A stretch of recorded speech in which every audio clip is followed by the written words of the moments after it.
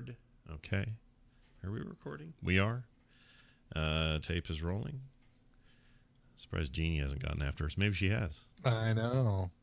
Maybe she has. She should. If she hasn't, she should. See, Drenched Wildfire knows what I'm talking about. There's something about that dry, crispy heat, man.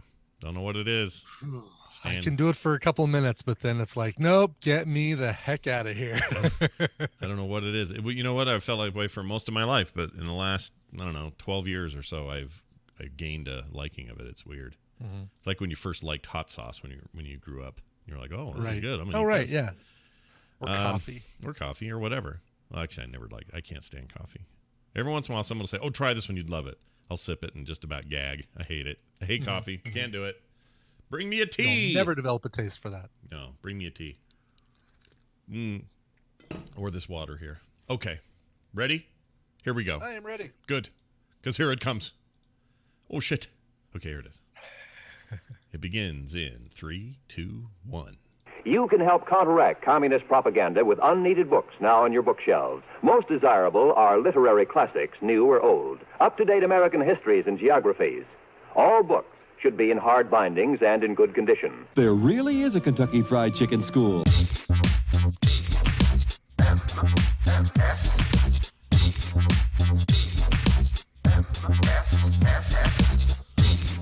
The morning stream. The cavalry's here.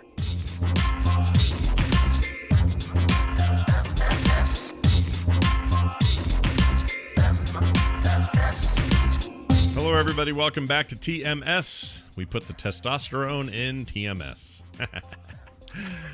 We got high tea in TMS. High tea. Welcome to the show, everybody. I'm Scott. That's Brian. We're here again. We got a thing going. It's Tuesday. It's July 9th. It's 2019. We are in the thickest summer. It's nice and warm outside, so I decided to wear long sleeve shirt and jeans for some reason. That seems dumb. Yeah, it seems to make a lot of sense. Yeah, for sure. Kind of dumb. Don't know why. You know what it is, Brian? Since you recommended that Ecobee, the thermostat thing, we did that on your recommendation, and a few other people also confirmed what you were saying was true. That was kind of the one to get. So we got the Ecobee 4. Which I don't know what that means, but it's the latest one. Better than the 3. I guess so. And I didn't know, but it has a built-in echo in it. So I can walk up next to the wall and say, Mermexa, play me a thing. Whatever. I thought I told you that it's actually the only echo that the crazy neighbors have is the one built into their thermostat. And so it's funny watching them gather around the thermostat to play Jeopardy. You probably did tell me that, and I just forgot. But yes, it's pretty good. Wait, they stand around that to play Jeopardy? Yeah, they stand around that to play Jeopardy, like they do the audio Jeopardy game, and they stare at the thermostat like it's HAL 9000, Halix Trebek 9000. Your neighbors are national treasures. You know that, right? Oh, yeah. No, there's no doubt. They're amazing. Holy hell. Yeah. I love that idea, standing by the thing that tells you what the temperature is. But that thing has made just like this gigantic difference in our house. And because of that, it's always very comfortable. So when I put on these clothes, it didn't seem dumb. It seemed fine because it's a nice 72. Inside, it's nice and cool. It's decent. Totally makes sense. I get it, man. I totally get it. But outside, it's like, I don't know, 80 something today or 90 maybe. Let's see. I'm going to tell you right now. SLC weather. Outside, it is currently a balmy 73 with a high of 93. That'll happen at 6 p.m. tonight. It'll max out at night. Well, that's crazy, right? Okay, so 93 is crazy. Well, 93 is crazy, but having it max out at that top temperature at 6 p.m. is crazy to me. Yeah, usually, right, because usually 3 p.m., at least here in Colorado, we usually hit our highest temperature of the day 2 to 3 p.m. Yeah, same here. That's not usually noon, our high. not, Yeah. But that is kind of crazy, actually, that it's that late. It's unusual for us. Probably you're getting clouds or... Did you say you're getting clouds or rain or something? You know what? You're right. Partly cloudy, and it looks like that doesn't start to lift until later in the evening, so that's probably why. It says humidity of 34%, but I don't feel it. Not at all. There's no humidity here, boy. I'll tell you what. I'll tell you what. All right. I tell you what. We're in it to win it, folks. Welcome to Tuesday. It's time for us to do a show. I want to do something kind of fun today. I don't know if this is going to work or not, but I'm going to give it a shot. I like giving Brian quizzes. Problem is, I'm kind of terrible at getting quizzes. So I'll find a quiz and go, ooh, it's about the Spice Girls. Brian will never get this. Sure, and then it'll be all easy questions. Or I'll do something that's way too Thank hard goodness. or out of the park or whatever. Or they're dumb because they're BuzzFeed things and they have terrible endings or whatever. So I found this website. It's built by some British dude. It's called Quiz Builder. And it dynamically builds a quiz based on just a couple of key factors. So, Brian, what I'm going to do is give you a couple of those factors, and you're going to get to say, oh, yes, I think it should be in the area of entertainment or music or whatever. And then it's going to generate a 20-question quiz for us. A robot's going to do this, is what I'm saying. A robot is going to create the quiz, and then I'm going to ask you the questions. So, are you ready for this? Do you want to try this? I'm ready. Let's do it. I'm concerned. I don't think the robots are ready to take over quiz building, but I hope to be proven wrong. So I'm going to have to come up with a couple of factors. I can tell you what they are, and then you can choose them. Okay, so it's kind of All right. multiple choicey, sort of. All right, so we have to select subject. That's our number one thing. We're going to do 20 total questions. You can actually change that too, but we'll keep it at 20.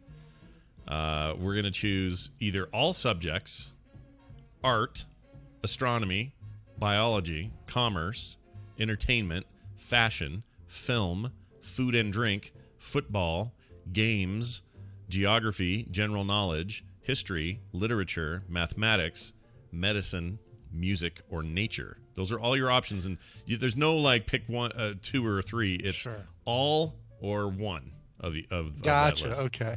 Well, obviously, my first inclination would be to do music, but let's do something a little bit. Let's do like food and drink or entertainment. Let's do something that is not as nestled in my supposed wheelhouse as as music is. All right, I'm going to do food and drink. How about that? Want to do that? Food and drink. Let's do food and drink. All I right. like both of those things sometimes together. Now, your options for difficulty are any, that's your catch-all, or easy, medium, or hard. I'll let you choose. Let's go. I like any difficulty. Let's go medium. Okay. There's now a button By the that way, says, that's always the trick, right? Like if you start a Patreon and you want people to, you really want to push people to the $5 Patreon, offer a $1 and a $20 Patreon, as well as your $5, and people will automatically gravitate to medium. Oh, interesting. Grandes sell more than any other size at Starbucks. People, when you give them the choice of 3 things, that's most interesting. of the time, they always it's human gravitate nature to the choose middle. So what? So what's after Grande? What's the bigger one? Venti. Venti is the big one. And then you do have Trenti, but I think they don't have Trenti and everything. Trenti, is that bigger than a Venti? Yeah, it's triple. Oh my lord, who's doing Trenti, that? I think means 20 ounce. No, it can't be 30. 30. I think it's Italian for 30. It means 3 extra inches on your waist. That's what it means. It's exactly, and 3 extra inches taken out of your wallet. Yeah. By the way, there's a little shock. Speaking of coffee, there was a little shock in the chat room earlier. We have an email later that's going to yell at me for doing this, but there was somebody in the chat room that says coffee makes Scott gag. Absolutely, it does. I can't do it. I don't like it. I like the smell of it. It reminds me of my grandma. My grandma smelled like coffee all the time. Your grandma was a taster's choice. Yeah, she really was. Your grandma was a Senka representative. She was the best part of waking up. But she always had this smell about her. She had in the house. We'd go over there and it would just smell like coffee beans roasting. And I love the smell, but I've never been able to do that bitter business. It doesn't matter how sweet you make it. I can't do it. Everybody else I know loves it. I can't do it. So I'm a tea guy. I like me some tea. Like a little... Nothing at all wrong with that. Right, but they were acting like it was so weird in the chat. Sometimes people don't like stuff. It's okay. Well, Like because coffee is such a... The people who like coffee really like coffee. Yeah. Can't imagine going without it. Coffee fiends are kind of hard to be around sometimes. Right. Let's just admit it. So, hey, All right. I'll bet there's a quiz. Yeah, here you go. I'm going to hit the build my quiz. I'm going to hit the build my quiz button. Are you ready? All right, let's see. Yes. All right, here we go. Boop, beep, beep, beep, boop, boop, beep, beep, beep. I can hear it making... Okay, there it is. It's generated it. This is a medium quiz, food and drink. Here we go. Number 1. Moon and stars as a variety of what vegetable? And your options are yam, watermelon, carrot, or potato. Moon and stars? Yeah. I think What would the Khaleesi eat out of all those things? Moon and stars. Which one could you set on fire that would not burn her? That's the answer. Boy, I have no idea on this. If I were to make a guess, I'd bet that the moon and stars comes from like markings on the rind or the outside. And so I'm thinking, I'm leaning towards watermelon for this one. All right, let's find out So if I that would is say correct. watermelon. Watermelon is correct. Moon and stars is a variety of which vegetable? Turns out that you got that. It doesn't say. But here's the thing.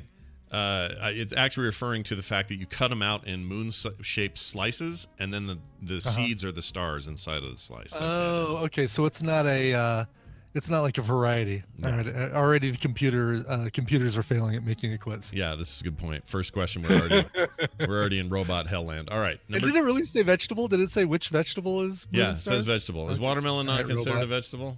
Is it wrong? Is that not No, a fruit? watermelon's a fruit. Is it for sure? Because, like for tomatoes sure are a a fruit. fruit. Okay. Tomatoes are a fruit also. Watermelons are... You never take what I say as fact. No. Scott. It's not that I don't believe you. I want to You know. don't I want to believe know what the me. rest of the world says. Fruit or Sure. vegetable? Gardening Channel says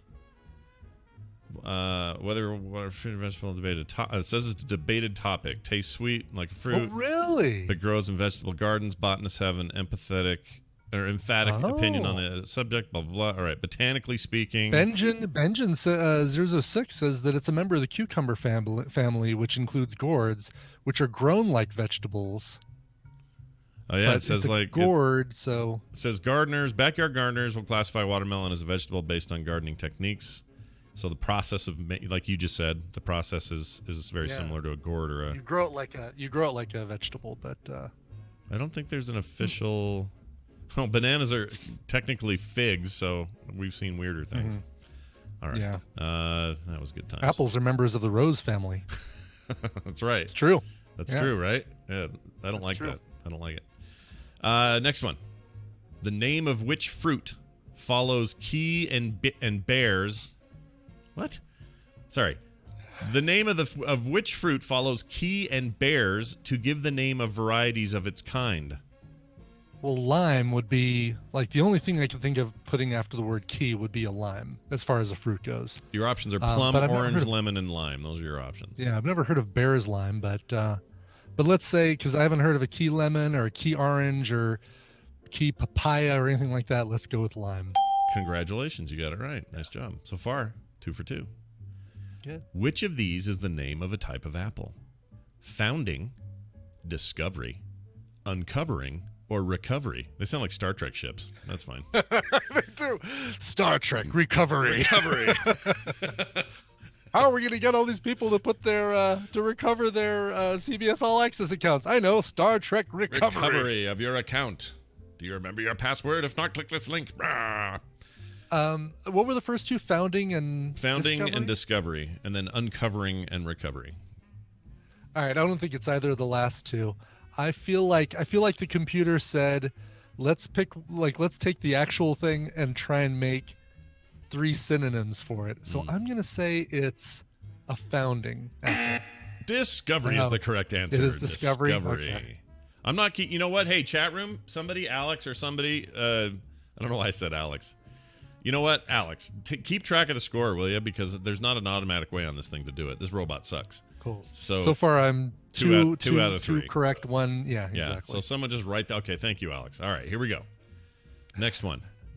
The fruit crambola is better known Sure. as what? And there's no options. It's just asking. Oh, really? And Yeah. what can you spell crambola? I can. Carambola. CARAMBOLA. So carambola. Carambola.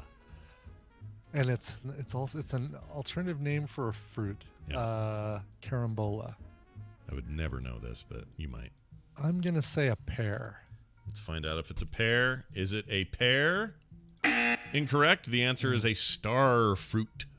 Oh, Gidget got this one. Oh, she knew star fruit? Yeah. Oh. That must be some weird Australian shit. Have you never seen a star fruit? Nope. Is that the one with the It stinks looks real like- bad? The stinky ones that you open them up and they're really No, stinky? no, that's like what is that? A durian is the really stinky one. Right. No, star fruit looks like a long pickle, like a cucumber, but it's like light green and pink.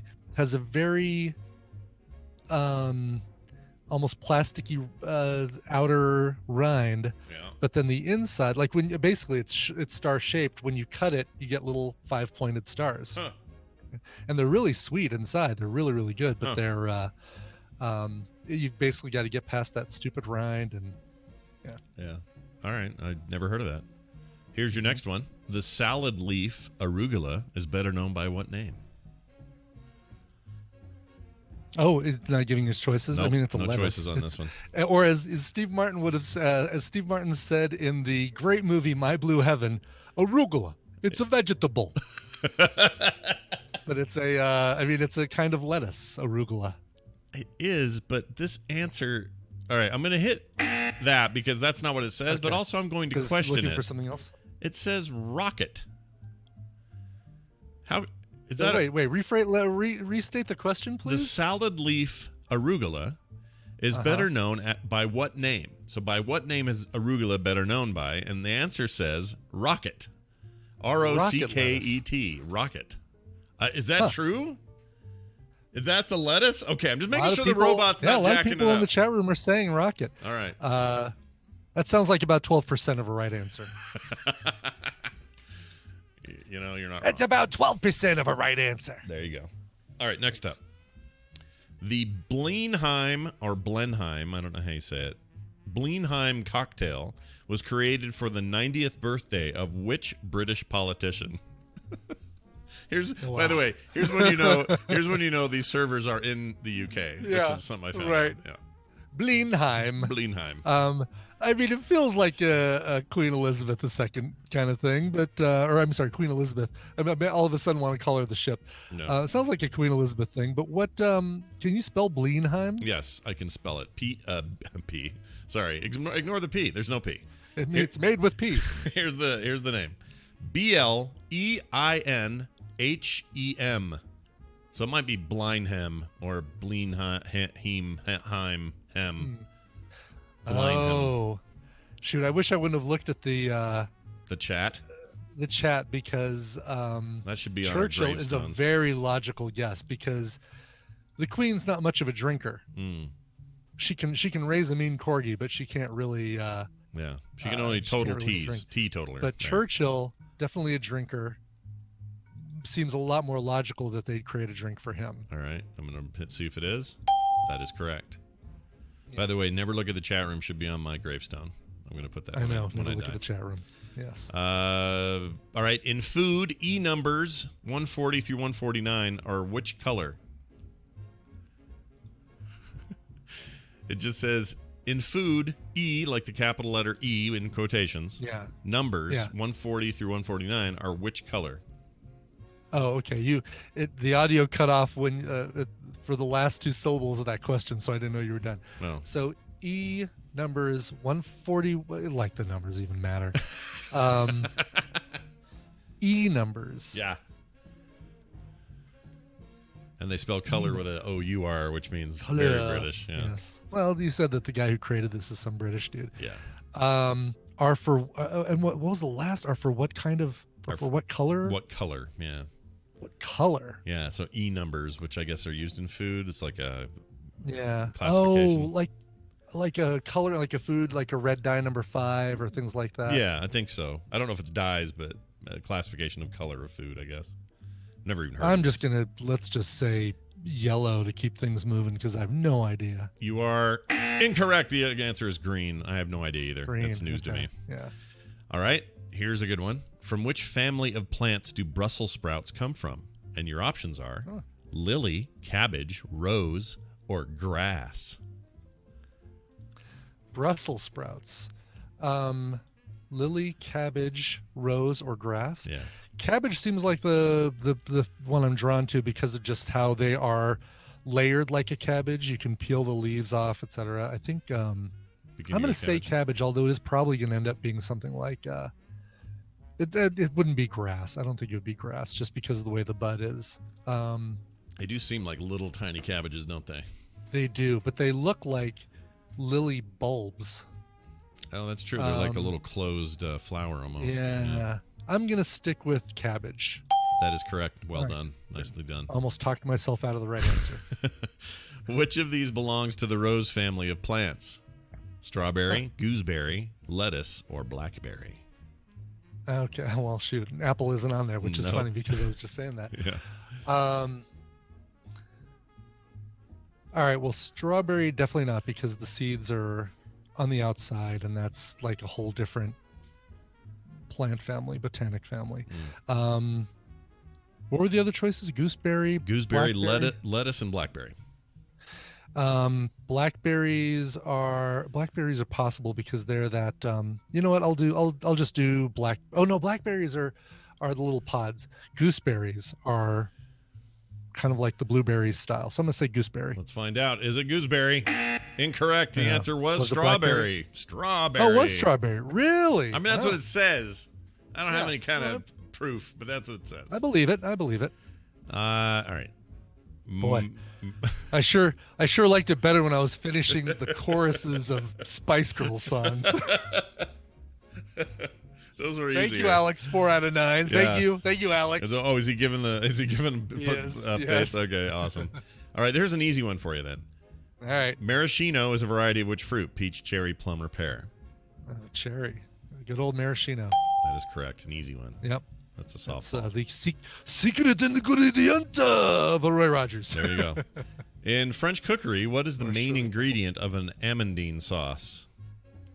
Oh, French cookery, amandine sauce, main ingredient. amandine sauce. Because you've got your sauces, right? You've got your béarnaise, you've got your hollandaise, but an amandine sauce.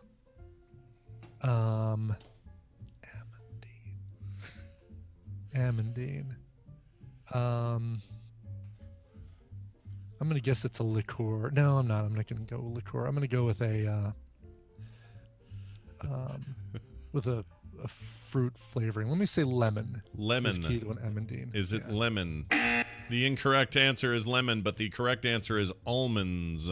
Oh, it really is almond. Damn it! I was thinking almond, but I was like, they're not gonna make a sauce that's almond based, but apparently they do. There you go. All right. Yeah. Complete the name of complete the name of a variety of pear. Merton, and your options are delicious, tasty, joy, and pride. So it'd be Freeman. Merton Freeman. Merton Freeman pear. Sorry, what are my real choices So your again? options are, I'll put them all together. Merton Delicious, Merton Tasty, Merton Joy, or Merton Pride. This is a variety of pear. Okay, of pear. I mean, delicious. I feel like is thrown in there because of red delicious for apples. I'm gonna say pride. Merton Pride. Merton Pride does sound like a thing that would be. Well, it turns out does. you're right. Nicely done. Well done. Thank you. Okay. How about this one? Which of these has an aniseed flavor? Okay, sure. I don't know what that means. It's like a licorice flavor. Oh, okay. Oh, well, then that's why I hate it, because I hate licorice. All right, here you go. Yeah, Dental, Bennel, Kennel, or Fennel? definitely fennel. Let's see. Is it fennel? Correct. Nicely done. I will just replace the first letter with another letter. Beep, boop, beep, boop, beep, boop, beep. All right. What color is the liqueur Galliano. Galliano? Galliano is. Shoot, is that the yellow one? I want to say that that's the yellow one. Comes in a big, long, tall bottle. I think it's the yellow one. All right. Your final answer is yellow. Let's find out. Correct. That is correct. Okay. Doing good. Thank you. Got a little Coldplay. got a little run here going. A little bit of a comeback. All Don't right. call it a comeback. I've been here for years. All right. We're going to do 5 more because we're almost down to the 20. This is number 15. All right. Yeah, I like Which- this. Okay, cool. Which fish are traditionally used to make stargazy pie? That's some Stargazy pie. That is some British shit going on right No there. kidding. And I don't get choices, do I? No, this just is an answer, sadly. I'm gonna, because the British are weird. Being one. You can stop myself. right there. The British are weird. Boom. The British are weird. The British are weird. I'm gonna say they like to do weird crap with herring. Let's say it's herring. Is it herring? No, unless a pilchard is a herring. I don't know what a pilchard is. Pilchard. P-I-L chard. I don't know what that is. Sorry, Britain. We love you, but man. Oh, it's a sardine. So close. Oh. It is in the herring family, but Oh yeah, it does say which fish. So pilchard and sardine are the same. Synonyms. That sounds horrific, by the way. What, pilchard or stargazy pie? Anything with a pie with a fish in it sounds bad. Stargazy pie. It sounds Let me see bad. what stargazy pie. I'm just like, oh, Scott, Google stargazy pie. Stargazy pie. Oh, really? Yeah. Oh my gosh, really? No. Because the fish heads are sticking out of the pie like they're coming up for air. This is like a cartoon.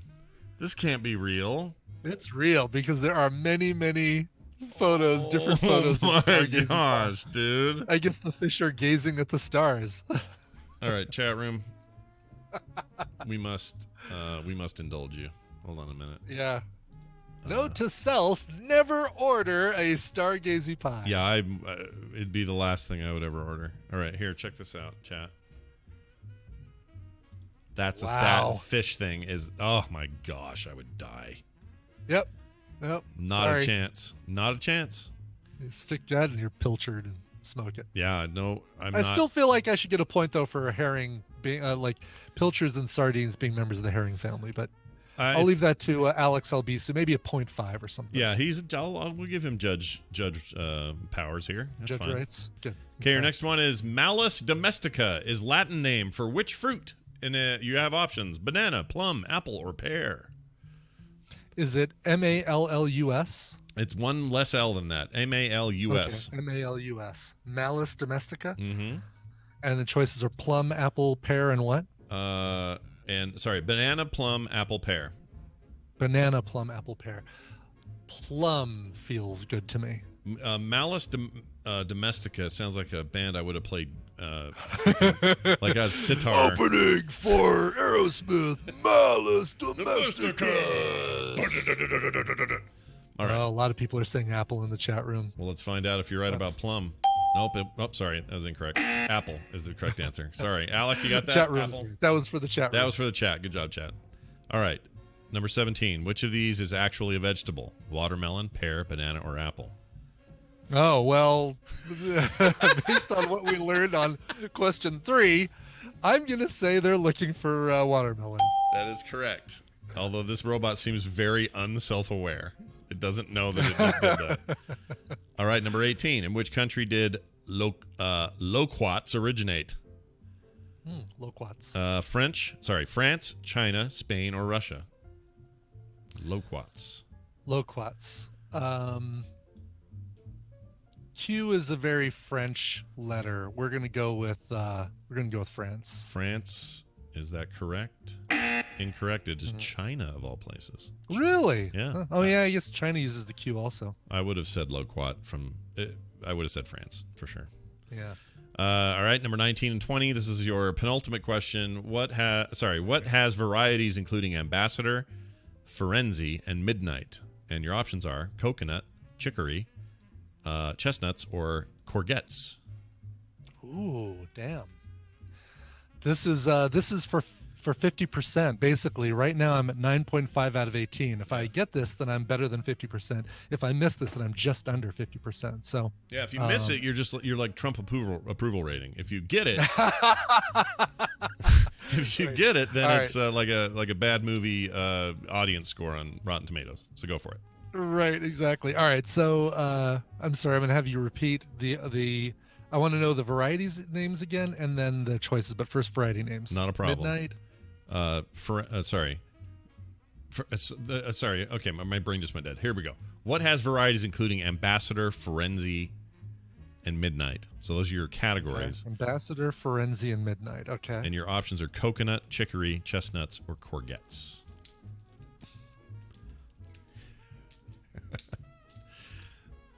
I don't think it's coconuts.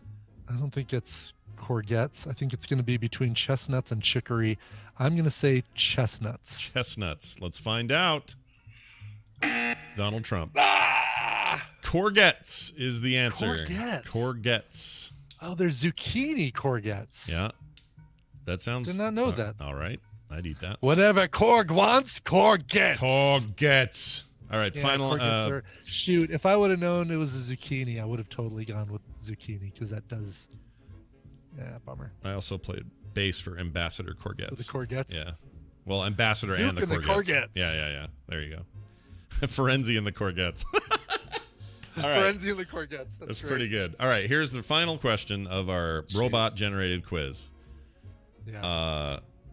Let's see. Loganberries are a cross between a raspberry and a blackberry, elderberry, gooseberry, or blueberry.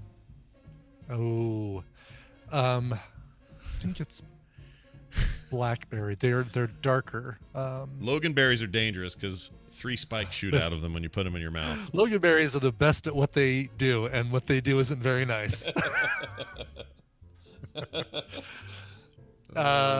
Actually, Loganberries is where you kick them. Yeah. Whereas mutant power is the least effective. Yeah.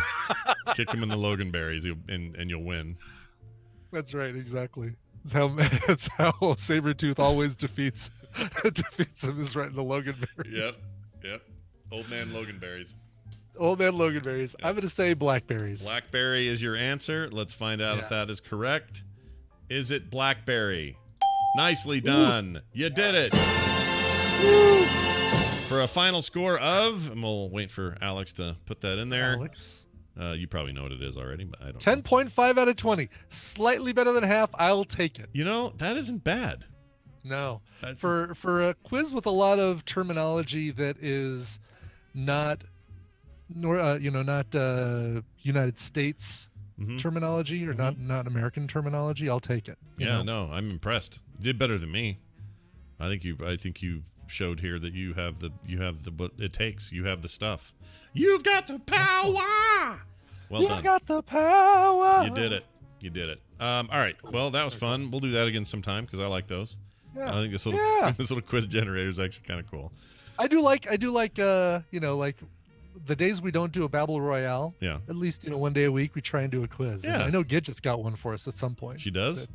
She's gonna come on Thursday and try it. We're gonna do it for our opener. Awesome. Yeah. Good. Yeah. That's I love this it. Thursday. I'm excited about. I that. wish it was Thursday today, Scott. I do too. Sorry, Justin and Bill, but we wish it was Thursday.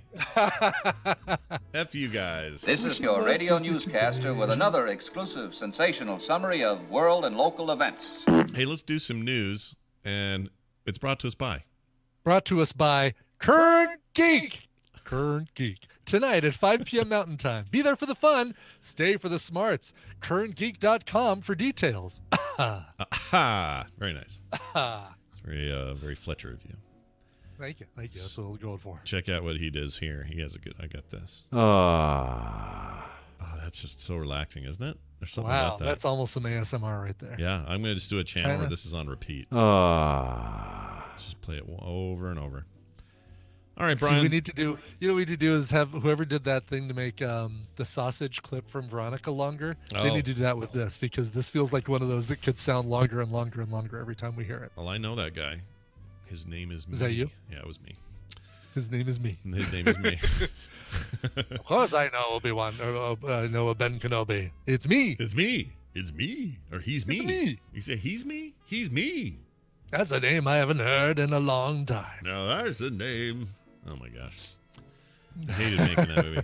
All right, so here's the deal. Did you see that that clip I posted? Somebody made like a Skywalker animated thing that was like all the way from Anakin up through Luke. It's like a real quick montage. I thought it was an actual Disney thing, but it's not. I'll have to track that down and send you that link. Yeah, I'd like it's to see so that. cool, dude. Oh my gosh, it's cool. It made me want. Someone needs to hire them at Disney LucasArts. Just hire those bastards, bring them in, and make it. Make that a thing. Oh, Brian disappeared. You there? Oh. I'm here. Oh. Just something. Cats knocked something over and so. Oh no, you're fine. What was it? Nothing. It's fine. I want to know what got dumped. In my video. They knocked over a laser light thing that I had. Oh, you have your own light show, your own little laser light show. I do. It's Laser Floyd is airing right now. Laser Zeppelin will be coming on later. Yeah. Oh, I love Laser Floyd. You can see. Ooh, you can kind of see on my arm right here. You can kind of see the lasers. Ooh. Oh, one of those that just kind of tracks around the walls and stuff. Yep. Does that chill you out? It's normally back there. It does chill me out, actually. It's normally back there, but right now. I like that kind of stuff. That would chill me out. The cats are back to playing with each other. Okay. Yeah. With each other, I see. Wait, Yeah. so the cat. Why did The kitten is always playing with the older one, with Inara. Inara, 50% of the time wants nothing to do with the kitten. Why? Inara's like, I'm not in the mood. Why was I under the impression that I thought for some reason the cat and the boy moved out? Why did I have that in my head? I wish I had that impression. Yeah, no, they're still here. I wish I had that impression. Yeah, that's an impression I'd love to have. Unfortunately, it's not an accurate one. No, they're still here. When you say they, is it him, the cat, and the girl? Uh-huh. Okay, she's there too. All right. Him, the girlfriend, and the cat. Yep. All right.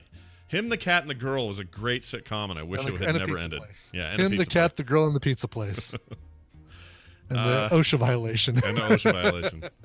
Have you heard, I'm sure you've heard these, but I love that meme where in videos where something really bad happens, somebody's singing the song from Charlie and the Chocolate Factory that goes, something in a world of OSHA violations. Have you seen that? Okay. And they sing OSHA violation instead of whatever imagination, and it's There always was something falling off something or a warehouse accident or something. It's pretty great. I haven't seen that video, but I thought there was a song actually that had all the lyrics. Oh, maybe. Like it was fully written with come with me and you'll be in a world of OSHA violation. It was like a whole lyrics changed parody kind of thing. I think you might be right. I'm going to play it. Here you go. Okay. All right. It may all just be shorts. Let's see. All right. Let's see what we get here. Okay. Someone's logo. Remix. Come with me. No. It's just showing accidents. Yeah, it's just showing. It's not the song. All right, never mind. I'll have to find it. I like that. Though.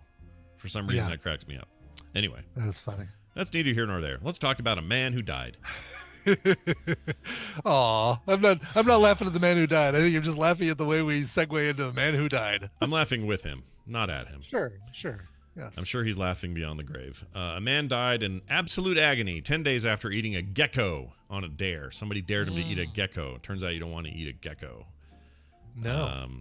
Dad of three, which is a bummer. David Dowell was always known as a lovable hooligan and a man who would never back down from a dare, but one he took last year when a friend dared him to eat a gecko at a Christmas party could be the thing that claimed his life. Friends and family are still searching. The irony is that he had insurance. Yeah. Is that he had Geico insurance. Geico life insurance. Oh, they don't say here, but I want that to be true so bad. They don't say it, though. Oh, that would be that's bad that I even laugh at that, but that's funny. Yeah. Oh, my gosh. Dowell, who would have turned 35 this week, was rushed to Brisbane Mater Hospital in absolute agony on the 3rd, 2 days after friends reportedly saw him eat a gecko at a Saturday night party. Maybe don't do that. Dowell's partner of 15 years, Alria, whatever. Alira. Oh, yeah, you're right. It's Alira. Just like a Saturday night at Dowell's house. That's right. He begged paramedics to take him to the hospital after they believe he had just had a badly upset stomach or a severe hangover. We never thought this would happen. It was a big shock, and it's still a big shock. He was a great person. He was the best person I ever met. He was the best dad of our children, she told the publication. So this is looks like a UK thing or something. Anyway, don't eat geckos. Turns out maybe sometimes those are bad, maybe poisonous even. Maybe, I don't know. I don't know anything about geckos. Maybe there's something in a gecko that you don't want to put in there. They don't say, but, just don't eat a lizard of any kind. Right? Right. What if I dared you, Brian? If I said, hey, Brian, eat a, what's the one, what are the ones that change color? Oh, a chameleon? Chameleon. Here's a chameleon, Brian. It's currently the color of the desk you're sitting at. Do you want to eat it? Would you eat it? I would not eat a chameleon. Would you, if I said... I'd eat a raw goldfish. Like it's cruelty to animals, so I wouldn't want to do it. But Yeah. if it was a dare, I'd kind of have to do it. I guess raw, you don't say raw, but like a live goldfish. Oh, a live goldfish. That's about as far as I'd go with the eating a live anything. But that's no more cruel than like a cow getting butchered and you eating the meat off of it, right? Isn't that kind of the same? Like it's all right to eat a live goldfish, isn't it? It just feels like an inhumane way for the goldfish to die. And you didn't 'Cause have it'd to, yeah. You don't have to 'cause watch I'd the be eating cow, right? You don't have to see the cow getting murdered. That's Right, how I look at exactly. it. Out of sight, out of mind. Oh, that burger was sure good. I don't want to talk about how it was made. Right. Exactly. Keep Was me it in killed my... humanely? Cool. All right, good. I'm gonna believe it was and pass the ketchup. Sure. I'll just be in my blissful, ignorant mode. Although, lately, you and I have had some really good vegan meals.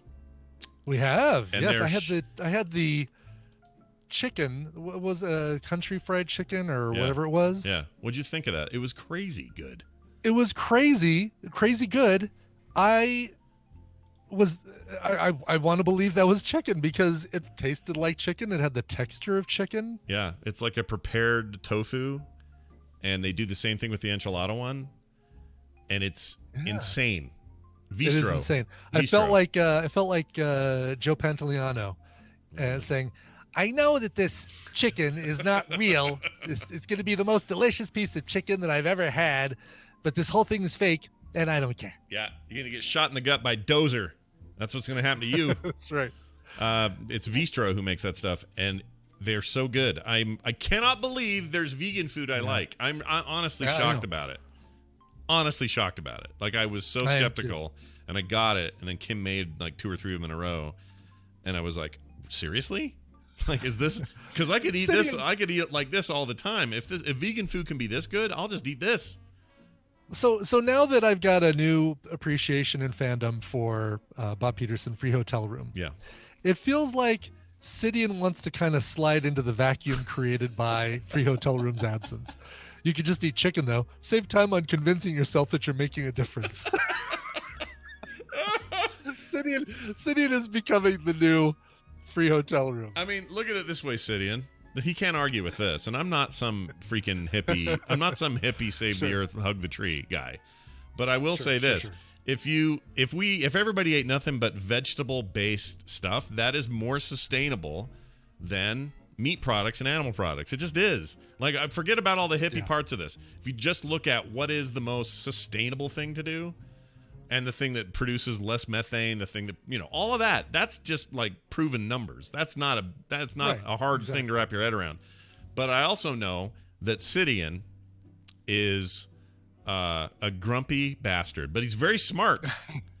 He's a smart, grumpy bastard. One of the smartest people in our chat room, and I appreciate him for that. But yes, he does. It does feel like there's a little Free Hotel Room dust on him at the moment. And that's fine.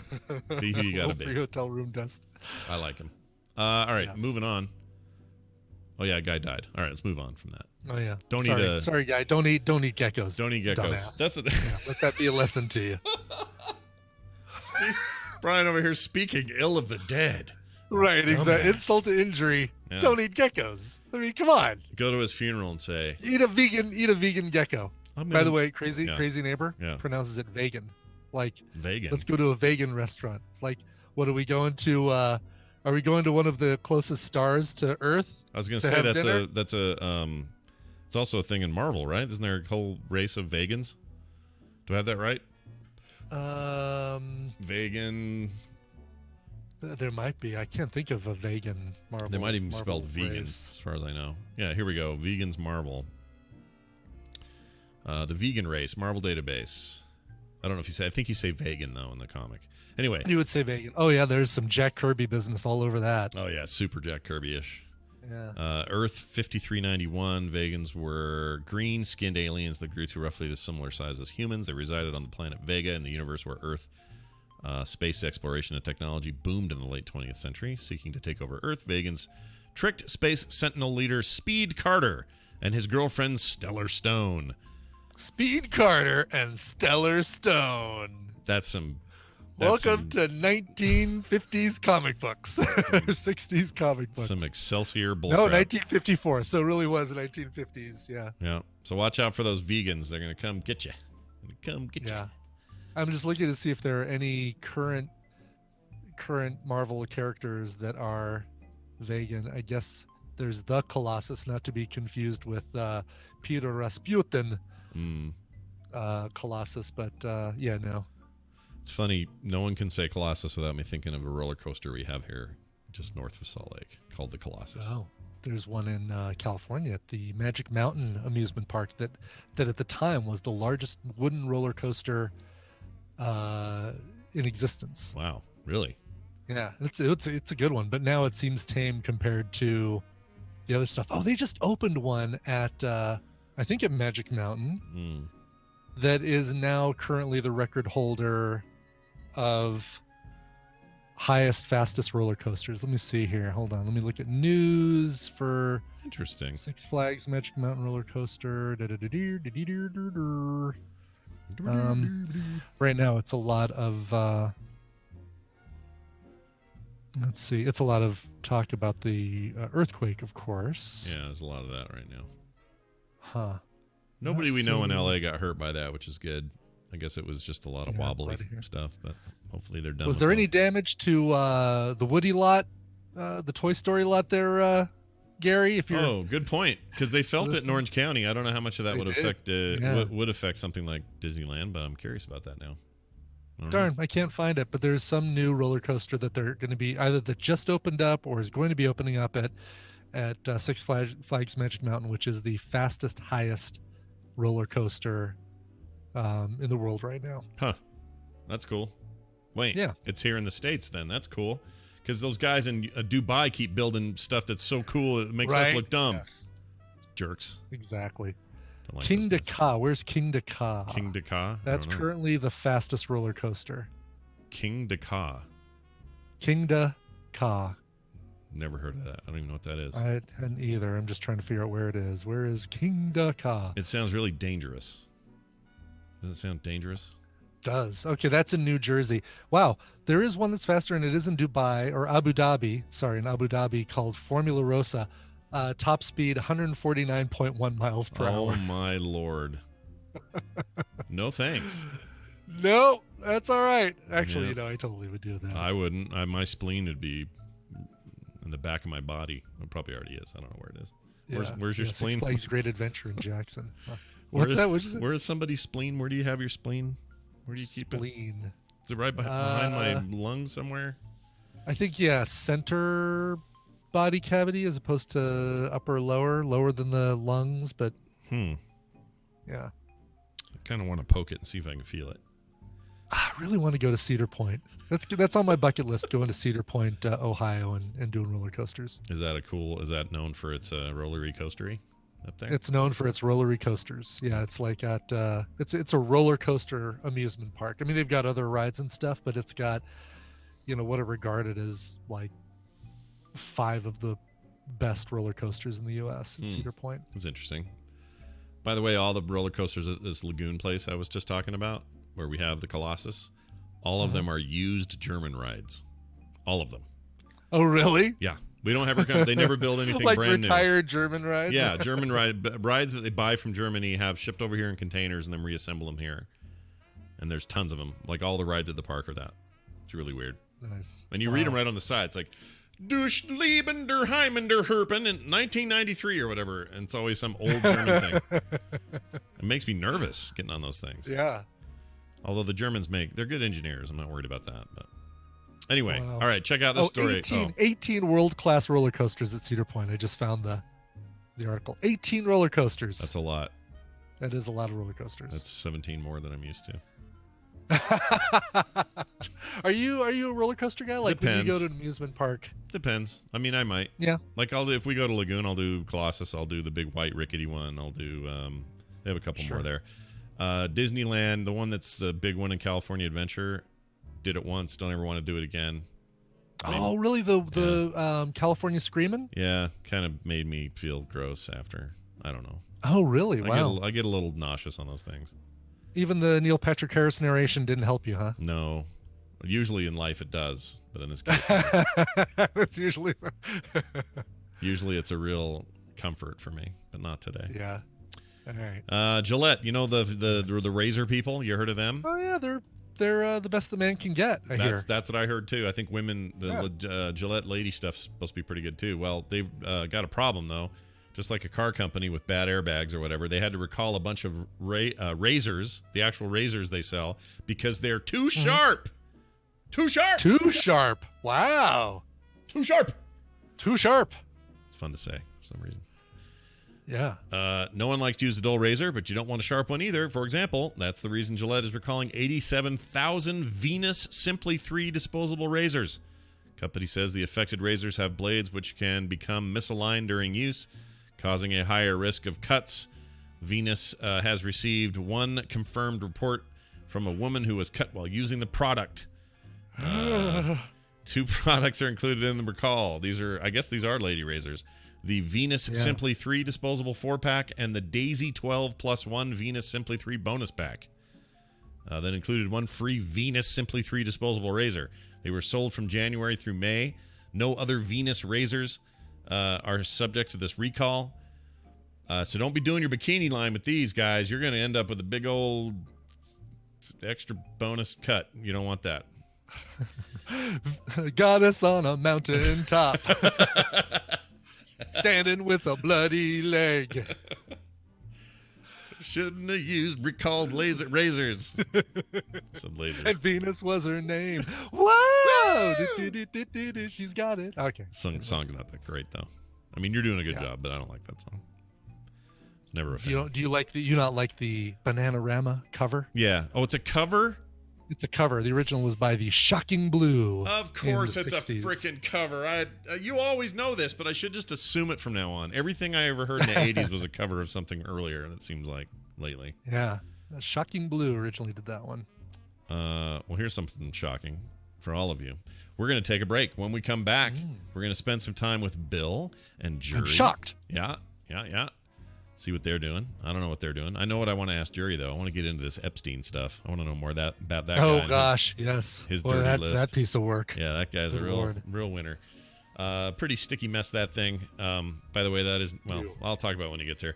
Anyway, so that's coming up right after the break. Before that, though, a break with a song, and Brian brung one. What do you got there?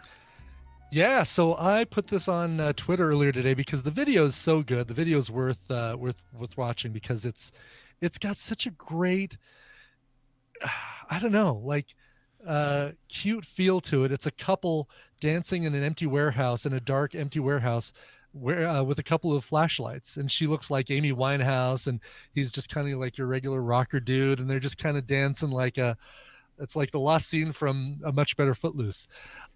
This is an album that's coming out. Here's how early that we're getting this. It's coming out September 27th, like 2.5 months from now. Wow. You're getting to hear this thing right now. The brand new album is called It Ain't the Same. It's by a singer named Jack Klatt. If you are familiar with the current work of Nick Lowe, he's got this kind of cool rockabilly style to him. I'm a big fan of this style. Really, really cool. Here's a brand new song from this upcoming album. Here is Prove My Love by Jack Klatt. She is a super duper pooper. She can party with the best.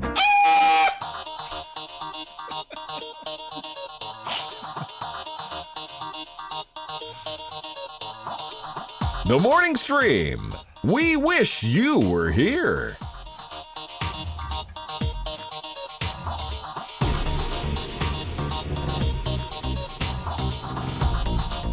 All right, we're back, everybody. That sound, of course, is me screaming like an Yes. idiot. Yeah. Being a super duper pooper. Yeah. I should really warn people. Like then, I should have warned people that I was about to do You should have that. warned people a second time. Yeah. I decided not to. That was funny. Decided against it. Yes, indeed. All right. It's Punish Props time. That's what we do on Tuesdays. We're going to make some stuff, or learn how to anyway. And we're going to fire that up and get that going. Our old pal Bill on his way in. And play him a little bit of an intro here. How about this one? Or even dirty. Oh, that's just Bill saying or even dirty, a different Bill. Hey, it's Bill Duran, everybody. What's going on, Bill? How are you? Good morning, friends. I'm doing okay. Does anyone call you Billy in your life? No, Okay, good. It's probably Nobody in your life calls you Billy? no, not even your mom or none of that. no. Okay. Just Bill. All Just right. Bill. Is it because you've told them not to? Yeah. No, it's because everyone that called me that is now dead. Oh, jeez. Nobody ever called me Billy twice. Yeah. Here's a sound of Bill in public when someone said, "Hey, Billy, what are you up to?" And he said, Yeah. and then he was dead. That was the end of that guy. And he was dead. Bill. Killed with a guttural grunt. Yeah. And a foam sword. Hey, it's Bill Duran, everybody, of Punish Props fame. PunishProps.com, of course, here on Tuesdays to talk about the maker world and what's going on in that space. Bill, what's happening this week? What's going on, buddy? There is a really cool project going on with many makers to celebrate the 50th anniversary of the Apollo 11 moon landing. Whoa. Right. Adam Savage is collaborating with the National Air and Space Museum to make, because of course he is. but because of course, Mhm. to recreate a hatch from the Apollo 11 command module, which is Cool. wicked cool. So wait, he makes the hat, somebody else makes other parts, like that sort of thing? Many people are making many different parts of it. Adam's working with Jen Schachter and Andrew Barth. They're all kind of organizing the whole thing. Andrew did a lot of or I think he did all the 3D work on it. And they're tapping a bunch of other names from the maker community to recreate different components of the hatch, or many pieces, including me. So what's cool You're is one of the pieces? I'm one of the pieces. They're gonna glue me right up on there with the hatch. It's gonna be awesome. Fantastic. The project has been really, really well put together. The resources that we were given were fantastic. We had all kinds of technical drawings and lists of all the components we need, any hardware we might need to pick up. We got 3D files. So Andrew went and I believe they scanned all the parts of the real hatch that they still have. They did 3D scans, and then he took those files and sort of cleaned them up so that people could 3D print them. Wow. Now, that's what I did with mine. Mhm. I took the 3D files I had, I ran them through my the high resolution SLA printer that I have, and there were many parts. It's a small hatch, but there's several pieces. It's got to move. It's got all these pieces. So I 3D printed mine, and then I ended up making molds of mine so I could cast them in urethane so it'd be nice and durable. I don't know if they're space worthy, but if you drop them, they probably won't break. Yeah, good Pretty idea. cool. That's what you want. That's You want cool. resilience, whether they're space worthy Yep. or not, for this project. I also have a mold so I can make more if I need to put latching mechanisms on my bathroom, or really wherever you want one. Mm-hmm. Yeah, That's awesome. Jeez. So if you go on Twitter or Instagram and look up hashtag Project Egress, or if you even Google that, you'll go to there's a Test had put together a page listing everyone that's working on it, which is really, really cool. But if you just go to Twitter and look up that hashtag, you'll see a lot of the other examples that people are putting together. And people are using a wide variety of skills. Some people are making theirs completely from scratch out of found objects. Some people are 3D printing them. Some people are machining them out of metal, which is really cool. So I imagine the final hatch is going to be this patchwork of not just many different pieces, but many different styles and types of making, which I think is going to be pretty cool. Yeah, that is awesome. So wait, what do you? I'm sorry if I'm confusing it, but what are you actually doing for this? You're obviously involved, but what's your project? Yeah. So the hatch itself has all these latches around the perimeter, so that when the door shuts on the spaceship, it can lock shut and keep out the vacuum of space. There are maybe a couple dozen of these latching mechanisms, and I'm making one of them. Oh, gotcha. Okay, I get it now. Yeah. And then some people are making the bars that connect them all. There's a ton of people involved. It's really Oh cool. yeah, okay, yeah. I'm now the hashtag is producing all sorts of photos of everyone's bit. Like people are doing, here's my little bit, here's my little bit. Yeah. All right, that's awesome. Wow. It's really super cool. Now with mine, all of the pieces I 3D printed, but some of the parts like pins like axles that parts have to rotate around, and pins that retain other pieces in place. I 3D printed them, but then I went back and used those 3D prints to recreate them in metal using my lathe. So I did a little bit of my own machining, which was very satisfying.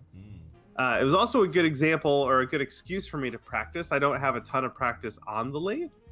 So making cylinders on a lathe is like one of the most basic things you can do. So I got a lot of repetition and practice with some basic lathe techniques, which was great. That's really cool. Yeah, and then all those metal parts will get installed into the parts that I molded and cast, and my hatch will work perfectly. I say that, I haven't actually finished it yet. But hopefully by tomorrow, my hatch will be all together and it will be working perfectly.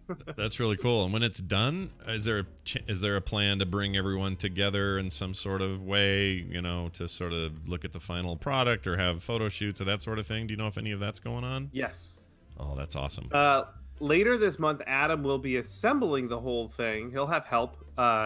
But I believe they may be doing it at the Air and Space Museum. I can't remember exactly the details, but that's later this month, and they'll be tweeting about it a bunch as well. But yeah, there will be a whole like grand assembly of this thing, and Adam will be there, and it's going to be awesome. That sounds really cool. All right. Well, as usual, Bill's up to way radder shit than the rest of us. This is really cool. Than any of us, exactly. Yeah, that's really impressive. Are you planning your own videos around the build as well, or? This one I haven't really had a chance to document very well. Been kind of doing it on the side while we get other stuff done. So I'll have a post on my website with some photos, but no video on this one. Oh my gosh, look at that door. He must be in heaven with this because he loves crap like this. Oh yeah. And there is that door or one just like it. I can't remember. Is in the Museum of Flight. It's easy for you to say. Which is about 5 miles that way near my house. So I feel like I need to go make a pilgrimage, take a copy of my hatch and bring it to the real one and just, press it against the glass. Well, this is really awesome. I'm still digging through hashtags. This goes on forever. People are super. Oh yeah. Super into it. I think, and I'm not entirely sure how you would get access to this, but I think the 3D files are freely available too. So whomever wants to print their own can. You'd have to dig around, but I believe I heard someone saying that. Of everything I've seen on here, the thing I want the most, somebody has 3D printed and made a tiny capsule. So the actual capsule module from Apollo 11, that thing in a small, rusty little size like that with all the little details and everything sounds like the coolest thing to put on your desk. Could you fit a gecko into it? Yeah. Can you launch a gecko into space? That's the question. No? Yeah, okay. That's really a propulsion problem there. At that point. It's less of a space problem, more of a propulsion problem. This is true. All right, well that's awesome. Do go check that out, everybody. Cool. Again, the hashtag is Project Egress. It's EGRESS, and you'll find a whole bunch of rad stuff. And you're right, you can Google it as well, and there's a ton of other links and references and articles and stuff. It's funny, that thing is so all over the place, and I hadn't heard of it until you brought it up. So. Well done. You've educated. That's why I'm here. Yeah, good job. You always come with something little extra bonusy thing. Do you have one today? Yes, absolutely. Got a link in the chat. This is a maker, Ivan Miranda. He does lots of 3D printing. He made what he claims is the world's largest Nerf Gatling gun. I dare anybody to disagree with him. It is quite large. It's fun. He shows him putting it all together, assembling it, and then shooting this giant, ridiculous Nerf Gatling gun. Oh my gosh, this is great. How do you get all? Oh, they're balls. Yep. Oh, yeah. So he did upgrade the ammo to. They're balls like you'd find in a ball pit. Okay. Oh, Dude, his voice is great. I can't wait to see this. Oh, look how big it is. Oh my gosh. Where's Nick? I love this guy. If Nick wasn't at work, he would be losing his mind right now. I don't want to give him any ideas. I'm not showing him this video. It's a bad idea. Yeah. That's really cool. All right, well, check that out. Again, his channel is, Ivan Miranda. Oh, this guy's awesome. Oh, yeah. And he has rights as well. He never waives his Ivan Miranda rights. Bill Duran, punishprops.com, Chinbeard on Twitter. Anything else before we cut you loose there, buddy boy? Nope. Have a great day, guys. Yeah, you too, man. Good luck to you. Bye now. See ya. All right. Bill seemed tired today. Did he seem a little tired today? A little tired. He's a little tired sleepy. Billy. Yeah, it's okay, Bill. It's all right. It happens, you know. Yeah, it's okay to be tired once in a while. It's not a problem. All right. He's making. Yeah, he is making. Makes you tired. Making bacon, making right? Space. Making stuff. coffee. Yeah, making donuts. Coffee, making cat litter. Wait, he doesn't make cat litter. He removes cat litter because of his cat, you know? That's right. Speaking of which, while we call Justin my cat, Deckard Cain the cat, that reminds me of something else I have to tell you. I was going to say, you got to tell me how Jim Raynor's doing, but let's talk about Deckard Cain first. Well, I'll do that in a second. Let's do this instead. These are their stories. Oh, I'm terrible with names. Justin Robert Young joining us on the line. He is all the way from Oakland, California, and it's always a pleasure to have him on. Hi, Justin. Gerbs. He is muted. Muted. We cannot hear you, jury. He is muted. Pointing at the... There he is. There we go. There he is. There he is. Sorry, I was a little late today. I didn't get to do my loot box of whether or not my microphone settings. flip the technology coin. Yeah. Yeah. We got some sweet echo going, which I like. I enjoy that. Hey, oh, that's really bad. Do you hear that? No, I can't. Oh, you can't hear it. We can hear it. Hey, quick question for you. What was it? Oh, shit, I forgot. I had a really good question. There was nothing to do with what I want to talk to you about today. Bah! I can't remember. It was something about my appearance on Night Attack. I don't remember what I was going to ask. Wait, can you hear me now? Yeah, we can totally hear you. We can hear you. And I don't hear any echo. Yeah, you said I just had to pull some things. Pull some stuff. Okay. Yeah, no. Here we go. All right, good. Great start. Hot start, everybody. Hot start, everybody. We know what we're doing. I'm gonna earn my way out of the basement of that survey. Whatever. You were in the top 3 or 4. I'm joking. Just allow me to be self-depreciating for one moment in my life. Nobody wants to know who was lowest, do you? Nobody wants me to say out loud who was lowest. I probably shouldn't do it, should I? That'd be bad. I'm not going to do it. It's a bad idea to tease it. Yeah, I'm not even going to tease it. I already did. It's funnier. It's funnier if everybody thinks that I'm lowest. I can say this though: nobody was below 50%. Like nobody was in the ones or twos, so that's good. So I'm not gonna do it, Mush Potatoes. Of course I'm not. Hey, in unrelated news, this is the last jury duty of the ever. No, I'm just kidding. Not true. Yeah, due to popular feedback. All right, so unrelated to the survey. Since I don't remember my Night Attack appearance question, I'll think of it later maybe. The question I was going to ask you, or the thing I want to talk about today, is political in a way. Yeah. We now have the third close friend of Donald J. Trump in jail, awaiting his trial. That in the form of Jeffrey Epstein, or Epstein, however you say it. And I had some questions about this. So I don't know. I mean, you could. You want to know what? I was gonna quibble with close friend, but whatever. Well, we're all in hell. He anyway. claims they're close friends, so I don't know. He claims everybody's a close friend. That's literally his job, was to schmooze with people in New York City. Like, right. if you met him once and then you said, Donald Trump, great president, he would say, my great friend, Scott Johnson. Right, exactly, yes. I get it, but I'm there. Well, okay. Let's just. That's fine. No, whatever. We're all in hell. Let's all let the flames lick our face. We are in hell. But here's his third best friend. Let's move it. Let's move it forward. All right. Here's what I wanted to get to though, because it actually doesn't have very much to do with Trump. If Trump's implicated, fine, whatever. That'd be great. I won't hold my breath. But here's what I do think is interesting. It is possible that he. He pled not guilty, so that could mean he has an actual strategy for how to get out of this. But he's screwed. Epstein's screwed. Yeah, he seems screwed. And if he's screwed, and the only way to get a decent plea deal is to name a bunch of names, and he starts rattling off. I'm just going to make names up, but let's say Clinton's in there, and let's say Robert Kraft's in there, and just all of his millionaire buddies are implicated in this thing.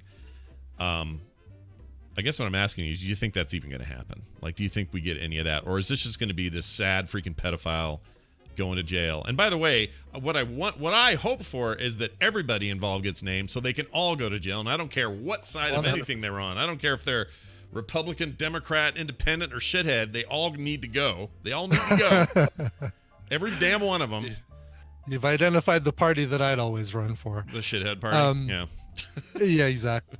Yeah, I feel like that's probably, and jury definitely can speak to this, but I feel like it's just going to be him and his ring, and I don't feel like it's going to extend beyond people that he's been associated with, and unless they can prove that they were part of this ring, this human trafficking ring. Sure, but then again, like, they're calling it human trafficking, and then some of the stuff the state actually showed is more like he's just rapey and molesty. Like, I don't know about the trafficking part. Maybe that's why he thinks he has a case. I thought that's what it was coming up, is that it was like a little sex trafficking minor. Well, that's what they're calling it. That's a real fancy name for pimping. Yeah, it is kind of just pimping, like, right? What he was finding these women through a modeling agency and then pushing them off to his rich old friends in the Palm Beach to Manhattan corridor.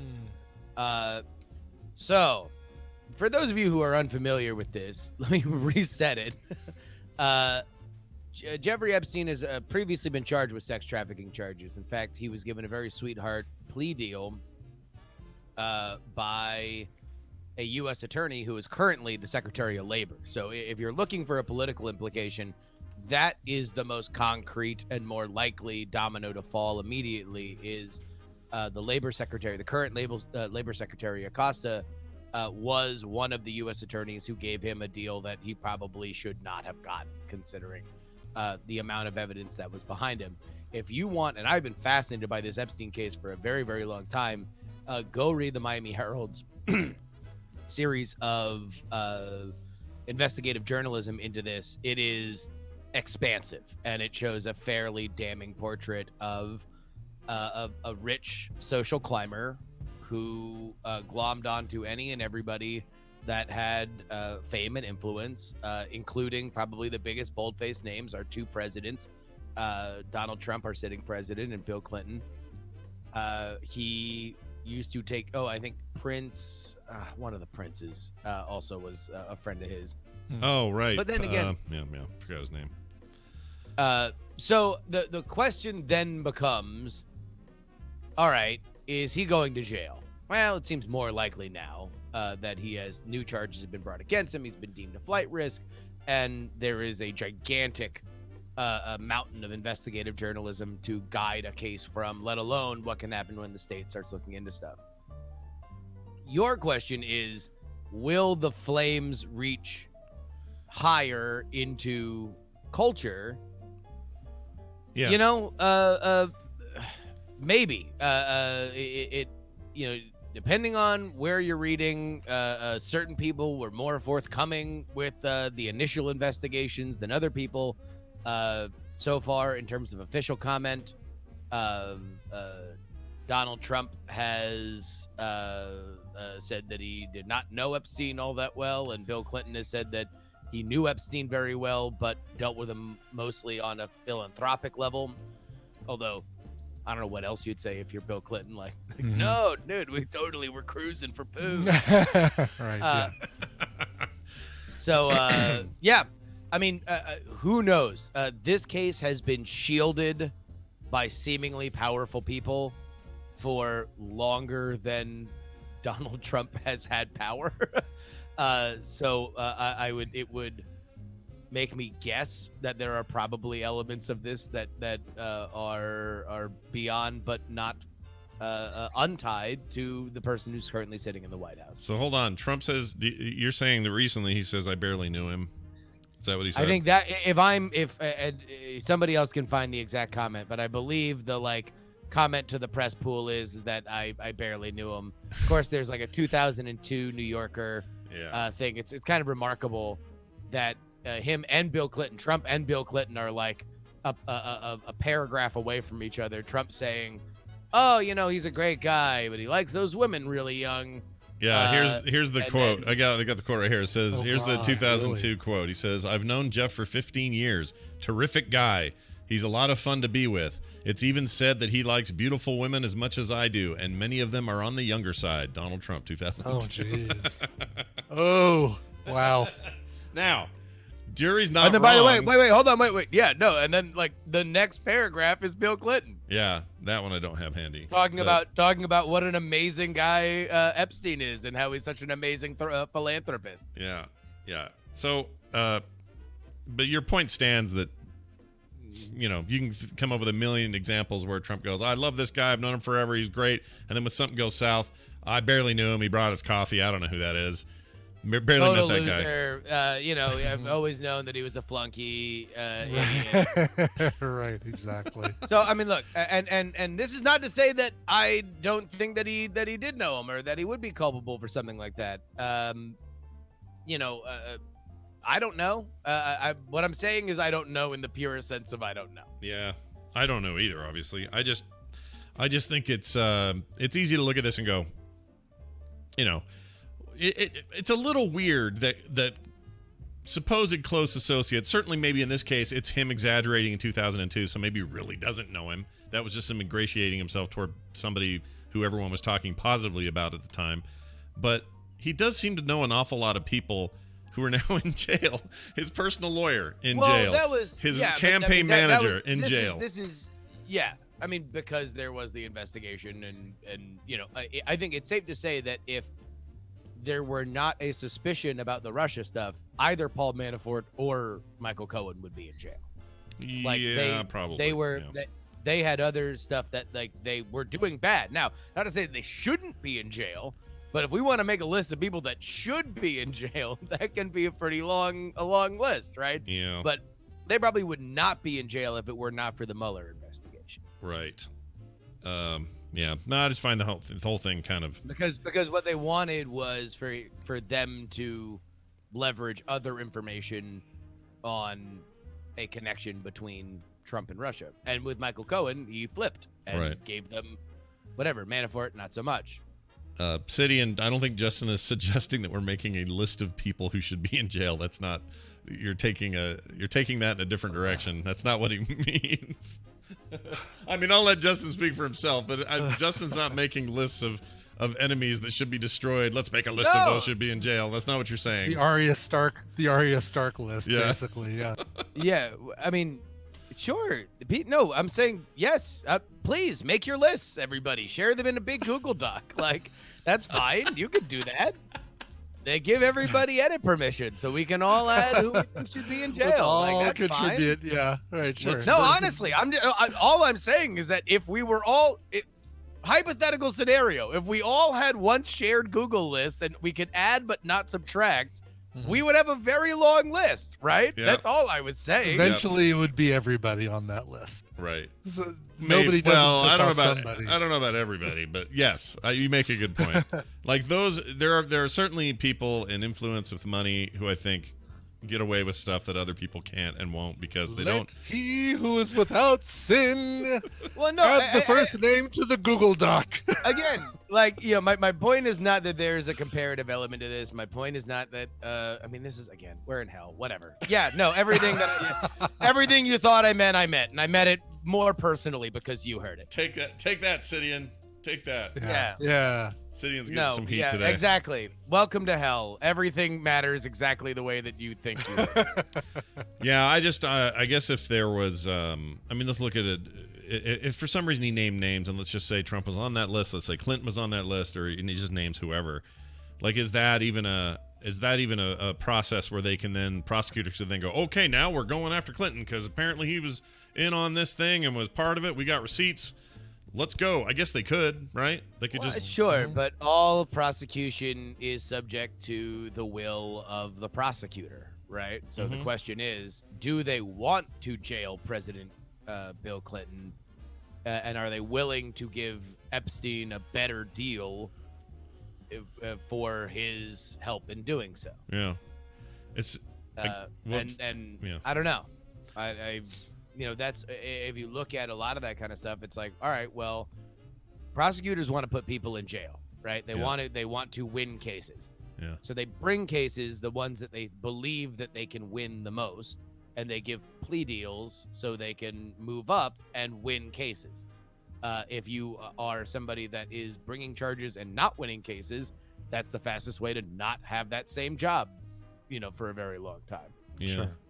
Yeah. I don't know. It just feels like all this boils down to there are dudes in this world who can't keep their wiener in control. It seems like a weird thing to say, but it's true. Like, think about it. It's true. Like, Yeah. everything Yeah. from these low-level YouTube scandals that have been going on lately, all the way up the chain, it's just guys who can't keep that ween in check. That's the thing, too. Bad urges are bad. Bad Yeah. urges with unlimited funds to back them up are far worse. Yeah, it's worse if you're a billionaire. Yeah.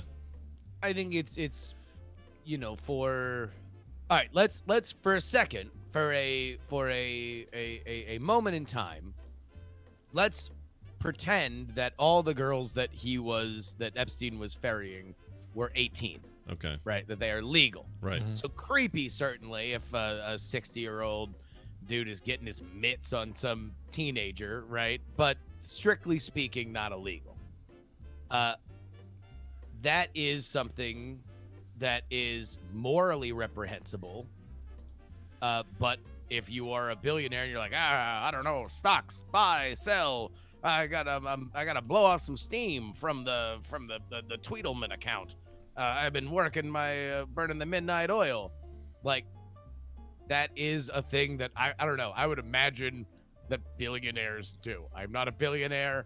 I have to just, date and marry people the old-fashioned way.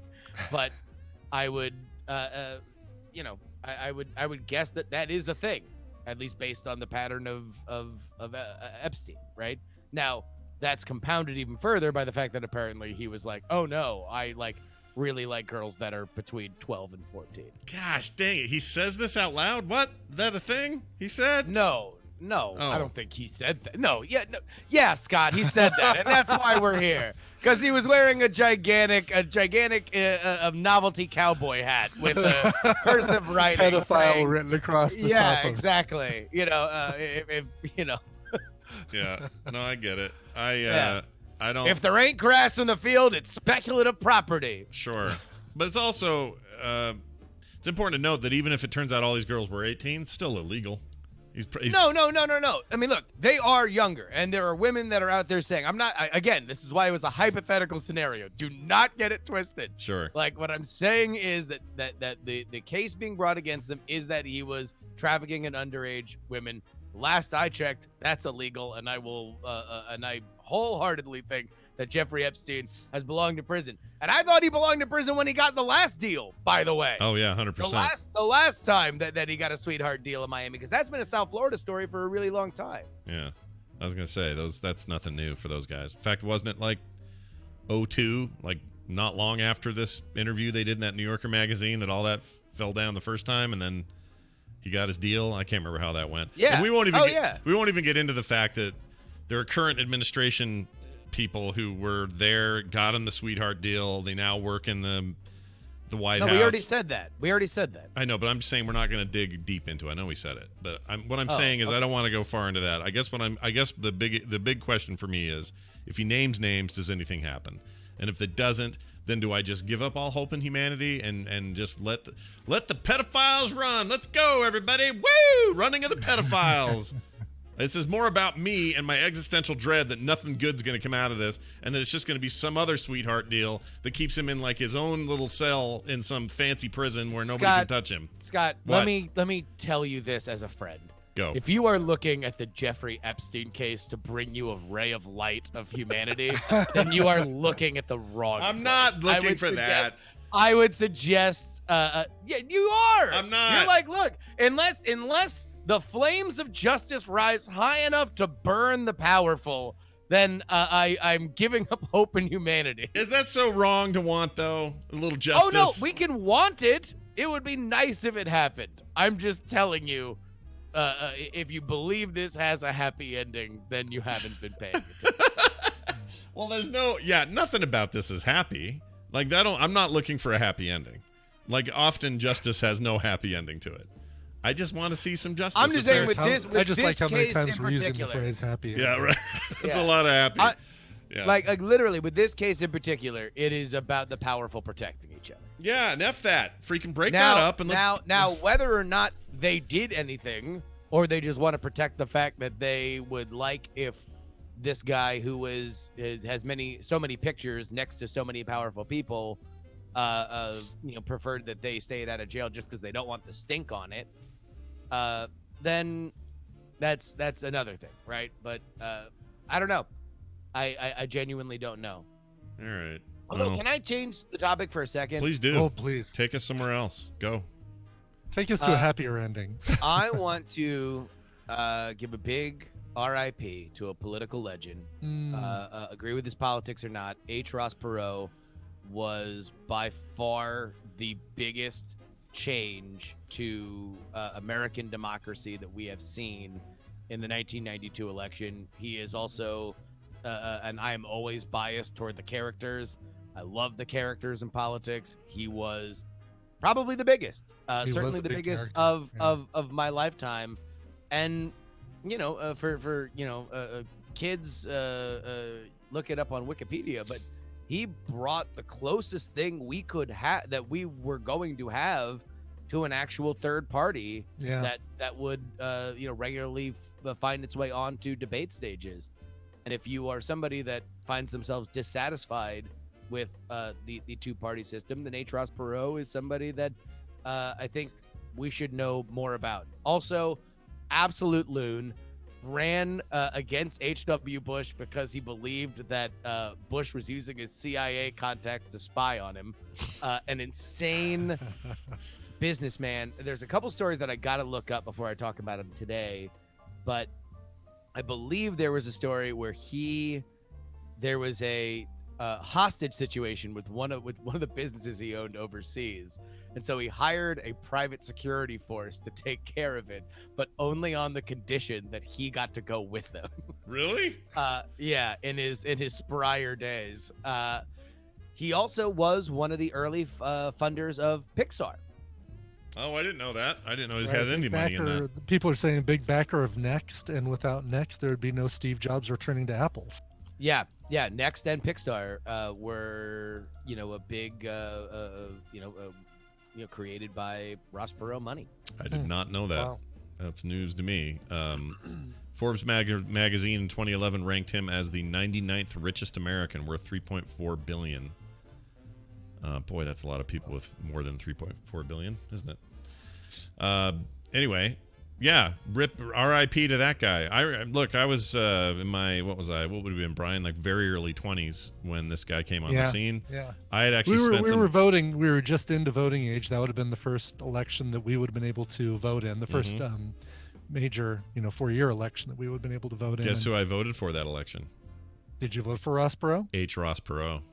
Did you? Wow. I probably helped Clinton get elected because I did, but it's fine. Right, because it kind of split. Well, we get into that, because also that's another big gigantic legacy of Perot is if you vote third party, you're hurting the main party thing, and that began on the right. That began with the Republican Party saying H.W. Bush would have won if it weren't for Ross Perot sticking his beak into things and siphoning off leaning conservative votes. And it's funny how much that is batted down by Clinton supporters, who are very often the kind of people that will jump up and down and scream and yell about how Ralph Nader robbed Al Gore of the election. I forgot about Nader and his whole thing that year.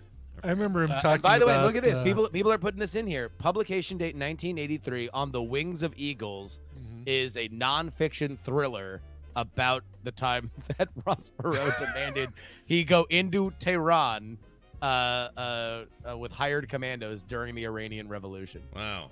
And was he just running around going, "Hey, what's going on? Quiet, Ross. We need you to be quiet for this mission." Right. I need a hamburger. They got hamburgers here? Got hamburgers? Like, I could just see him freaking out. I remember talking about how you could run the country like you run a Walmart. You just extrapolate it to a larger size. Extrapolate. Yeah, he was the seeds of a lot. and you know, a lot of it folks might agree with and folks might not agree with, but a fascinating person. All I know is this: whenever I go to Dallas, at some point I'm like, oh, well, what is there to do? And they're like, oh, well, the Perot Museum is great. And I'm always like, they got a whole museum dedicated to Perot? And they're like, no, it's just like an art museum that he funded. And I'm like, boy. Oh. Yeah, that's I interesting. want the real Perot Museum. Are we make gonna... it like the art museum that Perot paid for, and then make a Perot museum. I want to see a whole museum. Well, I went to his I've been in his hometown, Texarkana, which is a great town because it is split right down the middle on Main Street between Arkansas and Texas, where they meet. And it was crazy because on one side was Texas, and that Texas street, for whatever reason, was well paved, perfectly coiffed, lots of flowers. Like, it looked really nice over there. And on the Arkansas side, there were potholes and broken stuff. Oh, really? It was weird. It's super freaking weird, man. Wow. Yeah, I remember thinking that was the strangest thing to see. And literally, you're standing between two different states with two different sets of laws and two different everything. And I still think that was crazy. But anyway, it was something else. All right. Well, so you're gonna do. I assume you're gonna speak to all this. You're gonna give the guys due a little bit of PX3 focus on Atros Perot. I actually had a interview ready to roll for today, because this is Tuesdays are normally when I post the interviews on PX3, and it was all with a buddy of mine who's a former art critic for the Buffalo News. We went through Spotify playlists of the current candidates and tried to guess who they were based only on the songs, which, oh my God. Like, these candidates making playlists are just like one of the funniest exercises of focus groupery. Like, it's just, number one, the one thing that happened, spoiler alert, although this probably won't air for another week, is like they all have a song that in the title references the state they're from. They all then have like 2 classic rock songs, 2 mom rock songs, and then like songs that you know for a fact that none of these candidates are listening to. Like, there's like all of them have like Lizzo, and it's like, you know that you're not listening to Lizzo, Amy Klobuchar. Who are you trying to fool? Oh man, you just reminded me of one of the names I'd forgotten was running. There's so many people running, I don't know them at all. Like Zip.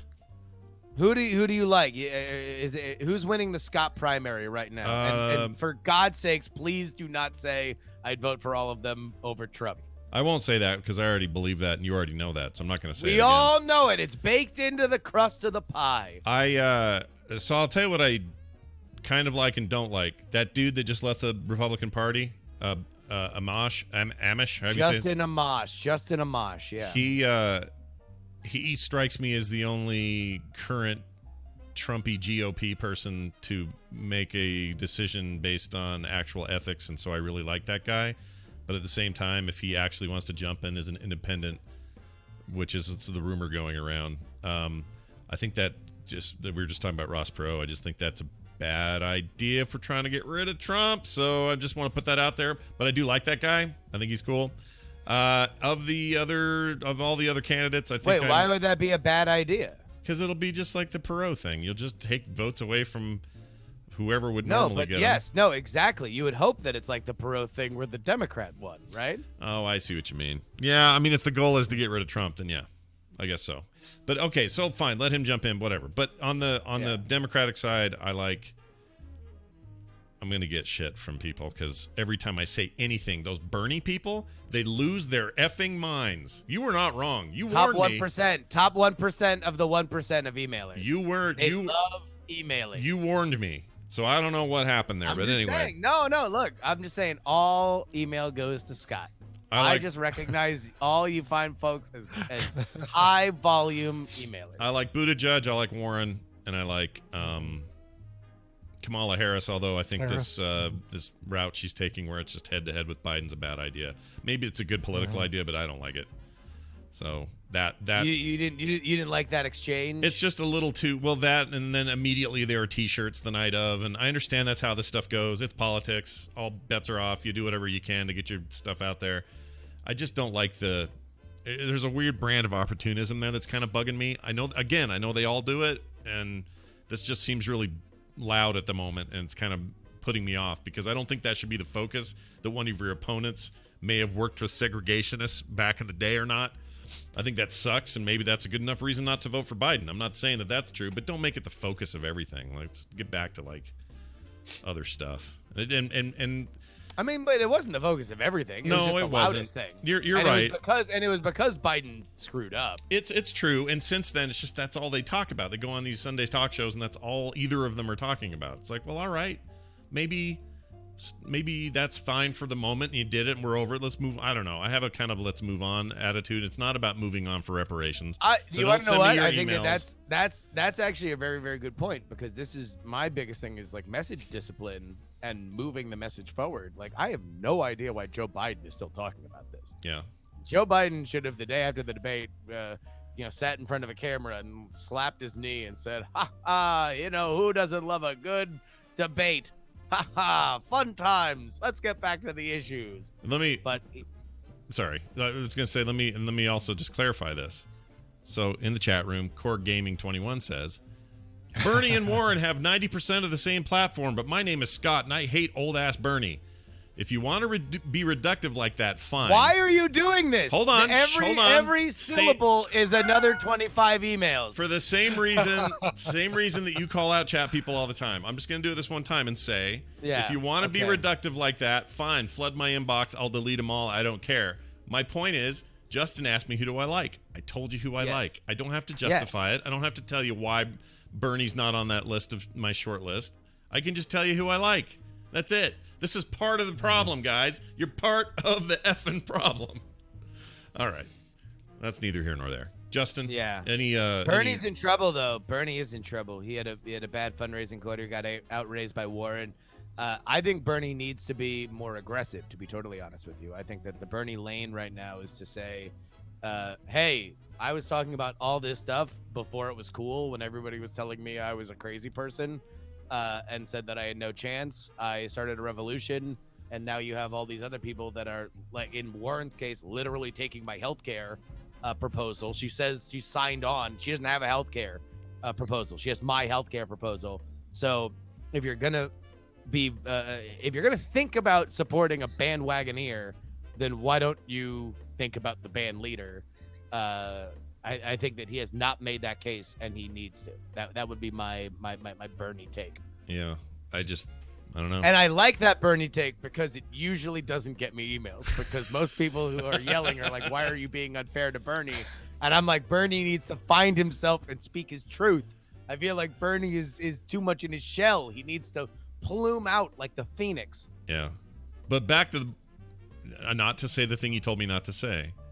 But if it's Bernie, great. Anyone in that group over Trump, except maybe Flower Lady, whatever her name is. What's her name? Marianne Williamson. Yeah, I don't want her in there. Have you taken the Marianne Williamson or Metal Gear Solid? Yes, I did. I did. Oh, really? Yeah, this Brian. is a thing. That's Brian, hilarious. it's awesome, Brian, because it's like you are certain because if you play Metal Gear Solid, you know how verbose and ridiculous that game series gets. The dialogue in there is so over the top and dumb. It was impossible for me, as someone who's played every one of those games to completion. I still couldn't tell which one was which. I failed that test miserably. I did so bad. Oh, really? Oh, you want to know? Yeah. How'd you do? 20 for 20. That's I can not send you the screenshot. really for real. Wow. 20 for 20. I can send you the screenshot. I know my lunatics. Yeah, you're. Be it Williamson or Kojima, I can smell their different brands of crazy. You know what? President Kojima has a nice ring to it. Too bad he's not a naturalized citizen.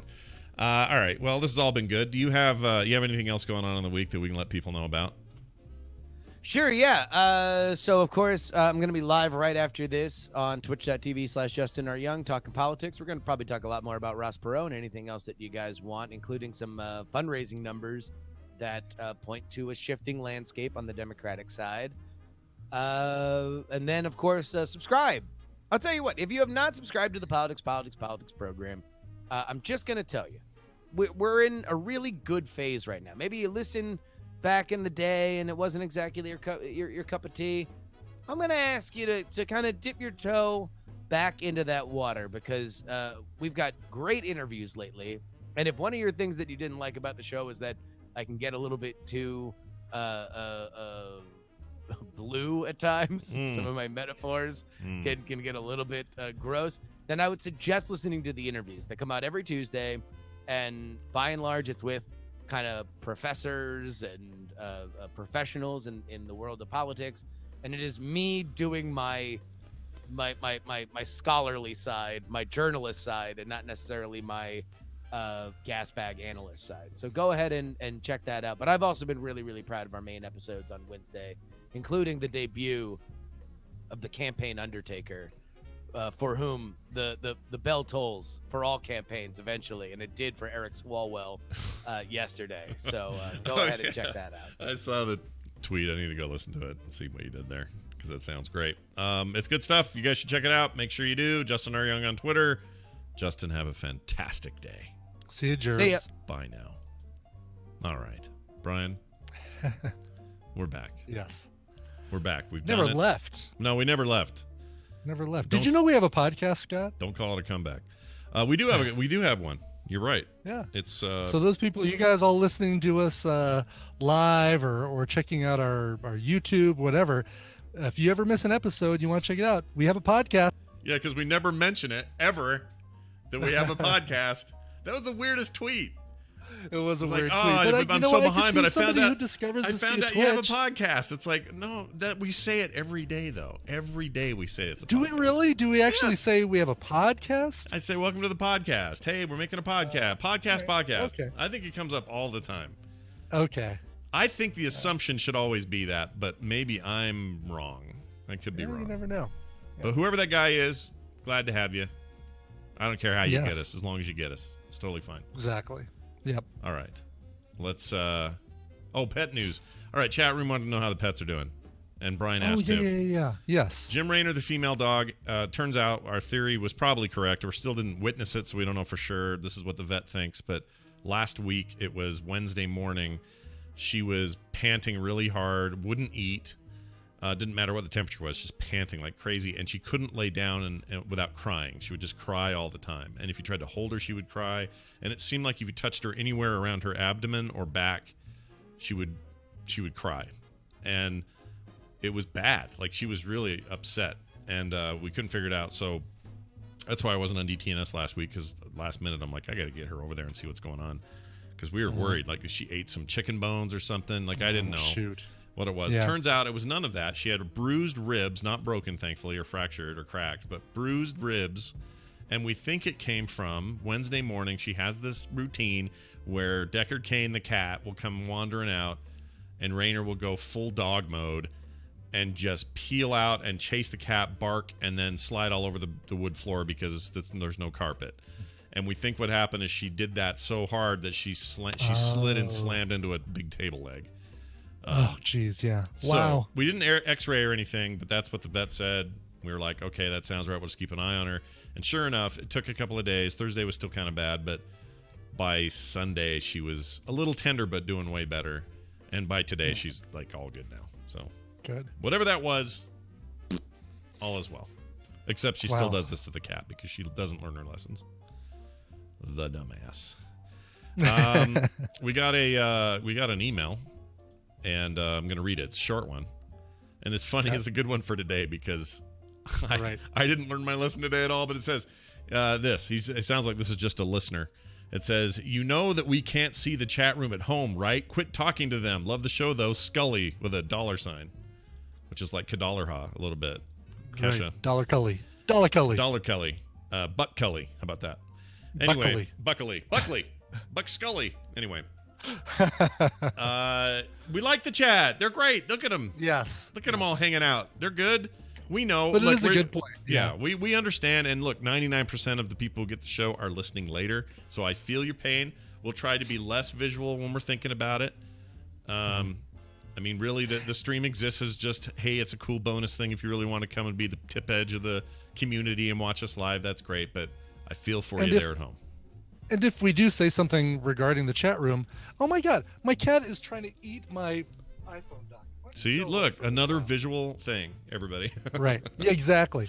But what we'll do if we reference the chat room is we'll repeat what they wrote so that the people at home can hear, so that we're not just responding, "Oh yeah, I totally agree with you, Dice Tomato." Right. That would be right. That would be bad. horrible. But we'll say, "Oh, Dice Tomato says da da da." We totally agree with that. Yeah, I get that. If that's what you mean there, Scully, then we're with you, buddy. Otherwise, they're part of it. They're part of the family. They're part of the deal. Every once in a while, there's a dumb one in there. I'm not going to use any names today.